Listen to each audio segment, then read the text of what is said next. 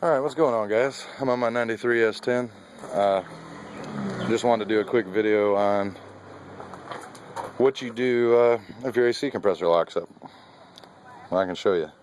You might be going down the road and all of a sudden you lose your power steering, which I did in my driveway, which was awesome, so I didn't freaking get screwed somewhere. But you might lose your power steering, or you might start overheating, or you might lose your voltage from your alternator, and in that case you probably know that you blew your belt off. So it's kind of what happened to me, except it was my AC, and luckily I was right at the house. Now if you throw your belt off, you're not going to be able to go too far down the road without overheating, because your water pump runs off your belt.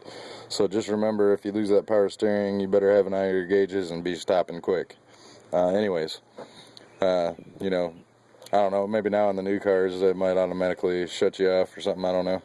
But anyways, I got some older vehicles, so I have to work on them, which luckily I'm a mechanic, so it's okay. It's not that bad. I don't like work. I only work on my own stuff, and that's it. I don't like doing outside work for anybody else. So, anyways, AC compressor locks up on you, and say you're broke and you don't got any money. Well, there's a cheaper way to fix it. I didn't even check the price. You can check the price on the AC compressor. Maybe I'll put it in comments. But what I did was I bought a bypass pulley. It goes in the place of the AC compressor. AC compressor's got 3 bolts. Where this bolt is, where this bolt is, and there's one up underneath here. Those 3 bolts are, I believe, a 15 millimeter or 9/16. I can't remember which, because it was a few days ago when I did it, and I think it looks like a 15. Anyways, 15 millimeter. You gotta take this bracket nut loose. There's a nut right here that comes off for this bracket here, and then it comes up. Oh, you can see better when I move. Okay, so you take these bolts out.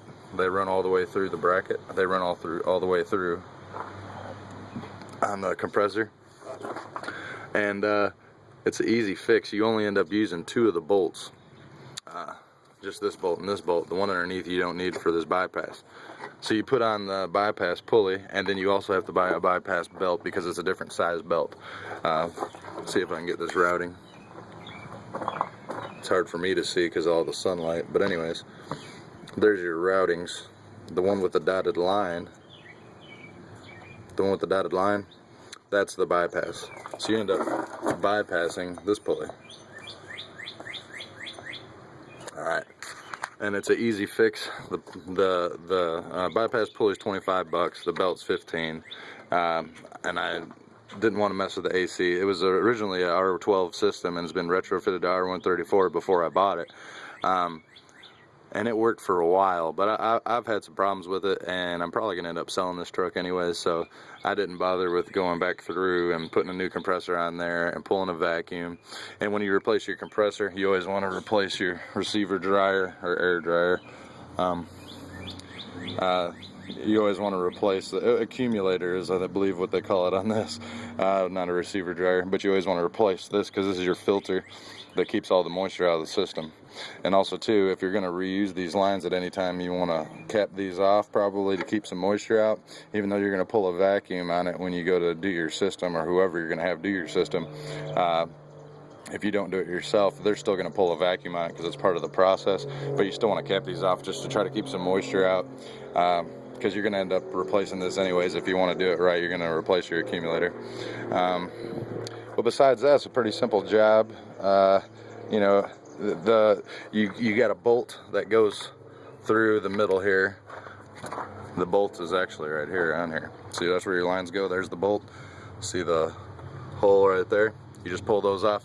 Now, if you got Freon in your system, I can't tell you what to do or what not to do, but just a warning: if you open up the system and you got Freon in there, or refrigerant, R134A, it's going to go everywhere, and it's against EPA. So you might want to take it somewhere and have the Freon pulled out, or the refrigerant pulled out, before you do the job if you're going to do it yourself, or find a better way to do it. But I would not suggest releasing it in the atmosphere, because that is against EPA regulation. And besides that, let's see, there was something else I was going to say. Oh, well, your lines, you don't have to worry about these lines. They're not going to touch anything. If you want to zip time to something, zip time back over this way or do something, I just let them sit there because they're just sitting right here and they're not touching anything. They're not going anywhere because they're stiff and they're in place. So I wouldn't worry about that either. And then the compressor, you know, haul it off for scrap. I might try to find the price of a compressor and put it in comments below. But that's pretty much it. And the front on these, you know, are pretty easy. One other thing is I've had to change this out, and it's easy to change. All you do is you loose the tension on the belt. This is where you loosen up the tension on the belt. I skipped over that part. It's kind of self-explanatory, but if a tensioner, you keeps the tension on your belt, and you release the tensioner to pull your belt off. So you just take a wrench that fits this, which I believe that's a 15, and you turn it one way while loosening it, like this way. I can't do it with my hand too well, but going that way, see how it moves. You release the tension going up this way, pull your belt off, and then pop this bolt out, and there's actually a little keeper, which it's hard to see on here. I won't be able to show it to you, but there's only one way this will go on, and you'll see it once you take it off. But you just pull this bolt and pop it off, put it back on. It's easy as pie. It's nice and easy.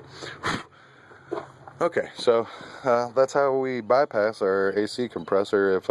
If you're a little bit broke and you don't feel like doing the whole AC thing, or just a temporary fix for until you can afford to do it the right way, or if you just can go with the windows down, you know, what do they call it, the 255 air, you know, 2 windows down at 55 miles an hour.